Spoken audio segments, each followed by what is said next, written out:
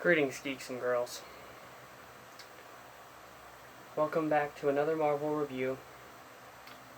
And as much as I struggle not to be a Spider-Man guy anymore, considering how many Spider-Man related things I've done the past week, I guess we gotta go through with this. I don't know what that's doing on my table. But there's also, before we move into the next film, there's also Spider-Man 3. We don't talk about this one. Ever. Except for right now. Okay. This is probably going to be stuff that you already know about this movie, so let me give a quick recap of things I like. Completing Harry's arc was a great choice. And honest to God, if it was just about him and Sandman, this movie would have been great. In fact, I'm pretty sure that was the original idea. Because the original background for this film is actually interesting. The original idea for Spider-Man 3 was going to be, ironic enough, Vulture.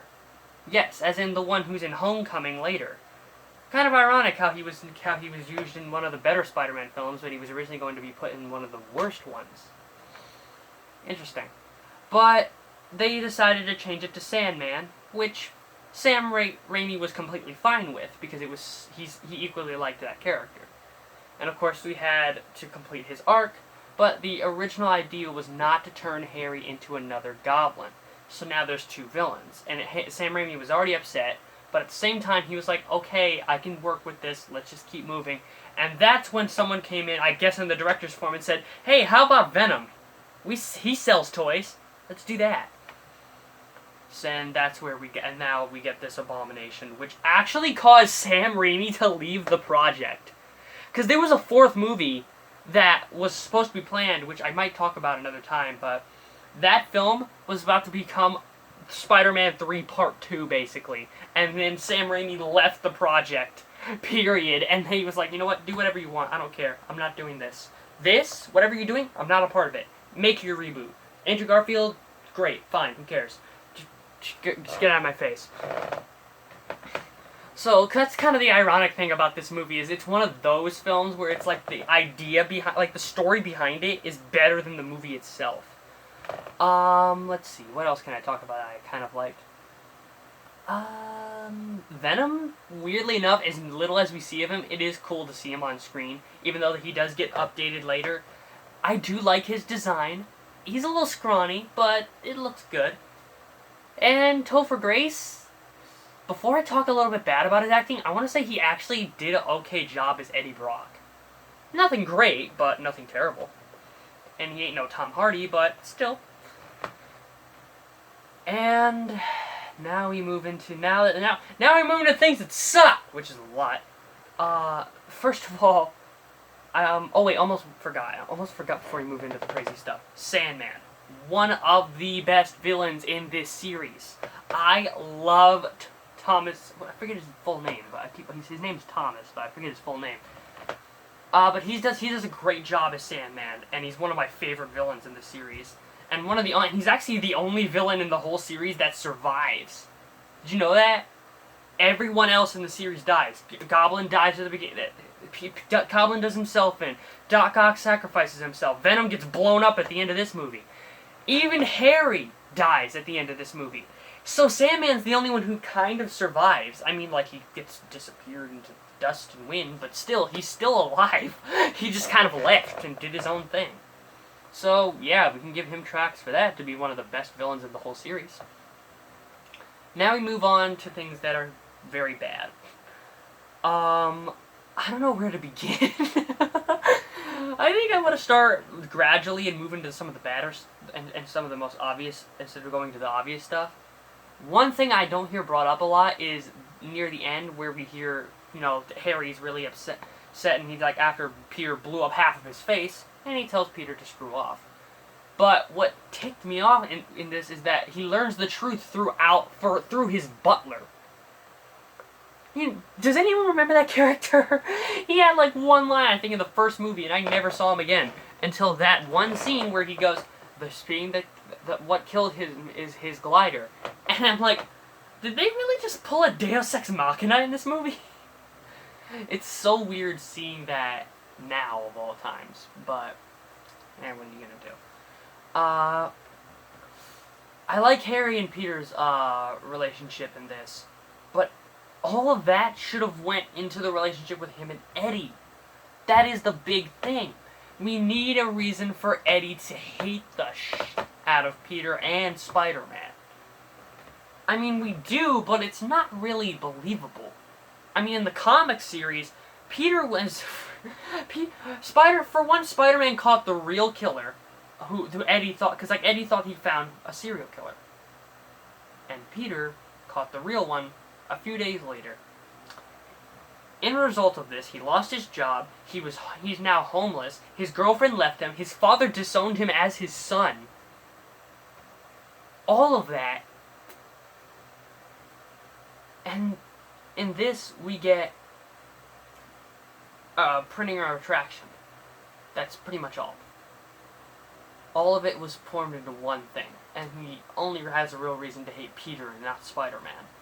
I guess Spider-Man, broke his camera, but he was, I don't know, it still didn't solve the problem anyway. I also like the fight between him and Sandman later in that scene. And now we can talk about the black suit stuff. First of all, Eddie feels tacked on completely throughout this movie. It's all over the place. First it's about an unnecessary retcon about Sandman killing Uncle Ben. Now it's about Harry trying to get help for Mary Jane after Peter ended up betraying her with Gwen. Now it's about Spider-Man learning not to have fame turned for the greater good. Now it's about Eddie trying to take false pictures of Spider-Man and sell them to the Bugle. It's like everything. It's like this movie's going all over the place almost every 5 seconds, and it's like I'm switching channels between a cartoon. Like, oh, it's about this. Oh, it's about this. Oh, it's about this. It's like I can't keep up. Throughout most of this movie, I'm like, wait, how did we end up here?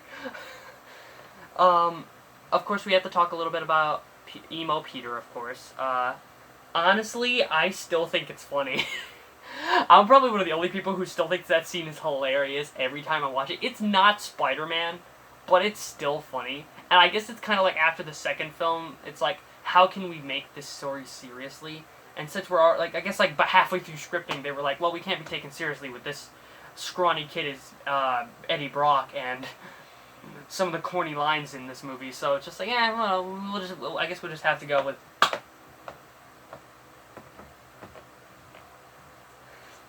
All your panties just dropped. Anyway, again, the ending bit really pisses me off, how they killed Venom right at the end of the movie. I think that was Sam's decision because he was like, we don't want him in this. I mean, like, I feel like they should have held off putting him in this movie, and they should have put him in the next film. But, nope, Spidey nukes him, and he's done. But at least Venom gets a solo film later, which captures his essence well, so I'll give them a pass for that. I still think that there are some bits with emo Peter I also kind of like, where like the line about the door jamming, the bit with Mary Jane feels rushed, but really enough, I feel like it was done better in the video game, which is 10 times worse than the movie if you haven't played it. But it actually has a bit in the game where it's more like they're out to dinner, they're talking, Peter's got the suit, and he's like just kind of bored, and then MJ's like, you haven't said anything to me. He's like, well, I figured you were talking enough for both of us. And just like starts being mean to her, and breaks glasses, swings too fast, and nearly gets her killed.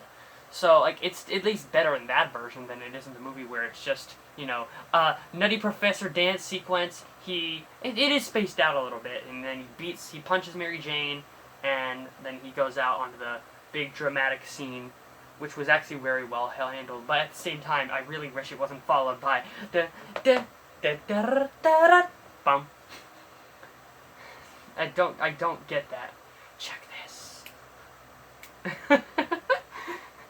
Okay. God, what else is there to talk about? Like, what can I say about this movie that hasn't already been said? It's a terrible film. Is it the worst Spider-Man film? No. Is it one of the worst? Yes. And I've seen worse ways of handling this type of concept. And again, I can't blame most of the people in the movie for this. I can't blame Toby, I can't blame the actors, I can't blame Sam, I can't blame anybody. Except for the studio of Sony, who just shoved all this crap in here and just said, go. So we really can't blame anyone on the team, so I'm here just kind of to give this movie a little bit of positive credit. But I'm still not going to give it a high ranking like some of the other films I did, like with X-Men. I'm going to give it a 2, because there is some good things here, but it's really, if you want a good laugh, and you want, I guess, to see the characters again, and see Harry's situation result, and if you want to see a great Sandman performance, give it a shot, I guess. It's worth a rent, I'd say.